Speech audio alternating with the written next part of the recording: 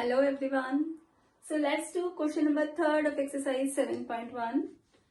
It is given AD and BC are perpendiculars to AB. Let's see in the figure.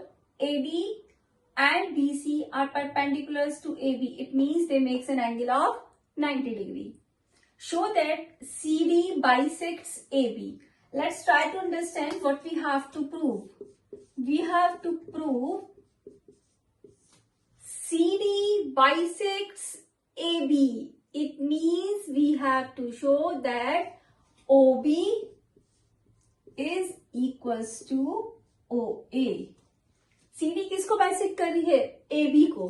तो AB line means bisect करने का मतलब है वो equal parts में डिवाइड होनी चाहिए. It means we have to prove OB OA के इक्वल है, that OB is equal to OA. So now agenda is clear what we have to do. Now let's start the solution. Okay, if I take these two triangles, triangle 1, triangle 2, because I can see OB and OA are the parts of these two triangles. पहले triangle में OB है, दूसरे triangle में OA है. If we will see these two triangles and we can prove that these two triangles are congruent, we can say OB is equals to OA by CPCT. So now our first thing is we have to prove that triangle. Which two triangles we have to take? Triangle BOC and triangle AOD. Okay, remember whatever triangle we are writing first, we have to mention their parts first.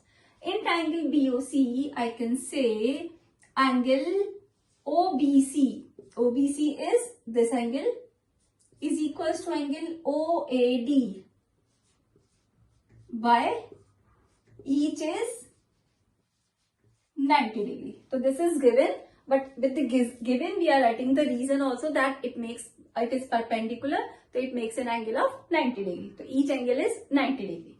Okay, the second thing is given to us is AD and BC are given equal. So first triangle I am talking about BC, that is equals to AD. This is also given to us. See in exam, if in any figure, if this is mentioned, it means this sign shows that these line segments are equal. So two things we have got one angle, we have got one side. Okay, the third thing is, if you remember that if two lines intersect each other, I'm showing you here, if two lines intersect each other, the opposite angles are called vertically opposite angles and they are equal. It means if I talk about A, B, so A is equals to B, if this is C, this is D, angle C is equals to D. And the reason is vertically opposite angle. Okay, so we will see this also. These are the two line segments and they intersect each other at point O. It means if I talk about this angle and in this triangle this angle means angle O, means BOC in the upper one and the lower one I can write it as angle AOD.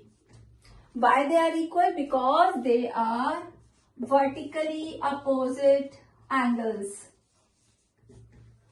Two lines bisect each other at O, so that's why they are vertical opposite angles. So now I can say triangle BOC is congruent to triangle AOD.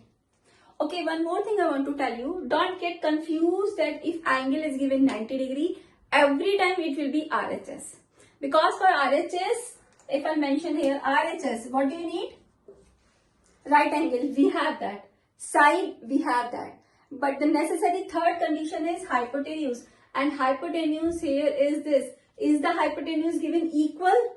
No, that though is not given. Okay, so we cannot say that this is always when triangle is given 90 degree, always it is going to be RHS criteria. Here we have seen two angles, one side. Two angles and one side. Side is alternate or adjacent to one of the angles. So this is AAS. two angles and one side. Side is not included between two triangles, so we cannot say ASA. It is AAS. So two triangles are congruent. Now we can write OB is equals to OA. And what is the reason for that? Again, CP, CT. And CP, CT we know it stands for corresponding part of congruent triangles. Okay.